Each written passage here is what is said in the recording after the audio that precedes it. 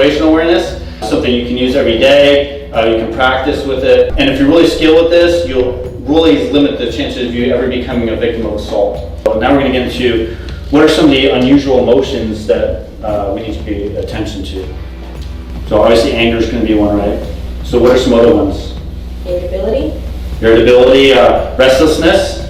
Because sometimes you'll see people, if they're planning something in their head, they'll be kind of pacing back and forth. They might be talking to themselves, or they're trying to talk out, or if they're going to do something, they get very jittery. So nervousness is another one. What's some more? Emotional, upset, yeah, anger, and different kind of, anything that's out of the ordinary is one. But what are some one thing that's kind of opposite of that? That's a very important one. That's kind of very more common. Extreme silence, withdrawal. Yes, stoic. They almost look like they're a zombie, like no emotion in their face, it's just like a dead look. You see that a lot when something serious is going to go down. I don't know if that's the drugs or something controlling. They're almost like no emotion, like absence of complete emotion. Okay, because when you get into the body languages, relaxed is good, and stiff is bad, and absence of emotion is bad too. No, fear, panic, especially like more if you're in security work and you're talking to somebody and they start getting really panicked or afraid, that's a sign something's wrong. They might be hiding something. But another one that people forget, and it's more common for women to have to deal with this. I think like being acting like they're admiring you or something. Yeah, flirtatious, right? Yeah. You just in the talk, race a guy to come on forward with you. That's one that you have to be careful of because, again, they want to get close range to you if they have ill intent. They might see what they can get away with, and if you reject them, they could get mad and potentially attack you at that point. So somebody's being overly flirtatious is a sign. You need to cut that down right away. So I'm sorry, I'm not interested, and just immediately walk off. Again, it's very important that if somebody's being threatening to you in any way, do not stay there in dialogue with them. Just get out. Okay? People want to wait, or panhandlers, they want to wait and say, oh, well, maybe he's a good guy. I don't know. I don't be mean. Especially women, they work on your heartstrings, ladies. Sob stories, whatever. Look, your safety is more important, right? You don't have to be mean to them, and but you can just say, look, I'm sorry, I'm not interested, and just walk away immediately. Don't hang around. Okay? So we talk about emotions. What's some unusual behavior now? Pacing back and forth. That's very common. Like I said before, they'll be talking to themselves, looking around, thinking about what they're going to do. What else? They're like checking their.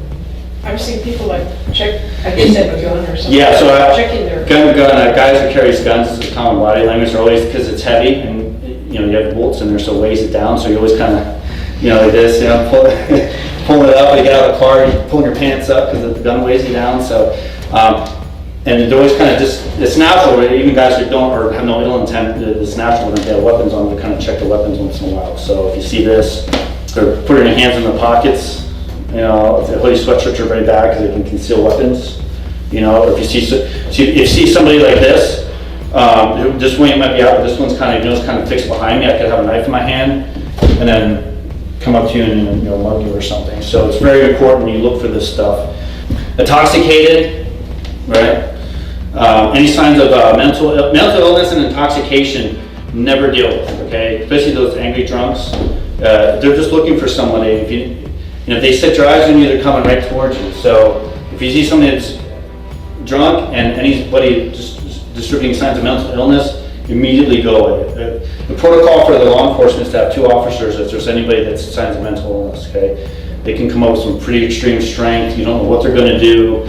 And some of it's drug induced. Some of these very powerful psychotics can put you in a weird state. So they might not even feel pain either. So obviously somebody's high on drugs is another one, but alcohol, drugs. Obviously panhandling is another one. So another continuing unusual behavior is sitting in vehicles for an extended period of time. We see this a lot. People might be, especially in parking lots at stores. And now it's even harder because everybody's on their cell phone forever, so a lot of people are just on their cell phone hanging out, so it makes it a lot harder to identify than they used to. Before cell phones, people didn't sit in cars. But they can disguise like they're sitting on a cell phone, they're just looking for victims to come out, or a time when there's not a lot of people around and strike. We talk about aggressive staring, that's very important, a fixed stare. That's one thing, if I see somebody and then I look around, my eyes move, but if I'm fixed like this, Or if you see people, this is an important one, if you're at a gas station, you see people hanging around, or a group of guys, you could be on the corner and you see a group of guys, one, don't go by there, that's the first rule, go alternate route. But if guys are relaxed, look for the shoulders, are relaxed talking, or kind of joking, whatever, then the relaxed stance, or they're kind of like more of a stiffer stance. One or two of them might be looking at you. They might be talking to the buddies, but they're still, one or two of them are looking at you in more of a fixed stare. They might be talking, hey, this person looks like a good victim. You take this part out over there. They could be planning that out. So being aware of this stuff is very, very important. But before you go in the gas station, especially if it's at night or in a bad area, see before you walk in there to see if anything suspicious is going on. Is there an active robbery? I looked at video of people being held up and people just walk right in. The guy has a gun and some of the cashier's face. You know, it's taking that moment or two. Now we're going to get into tactics and strategies.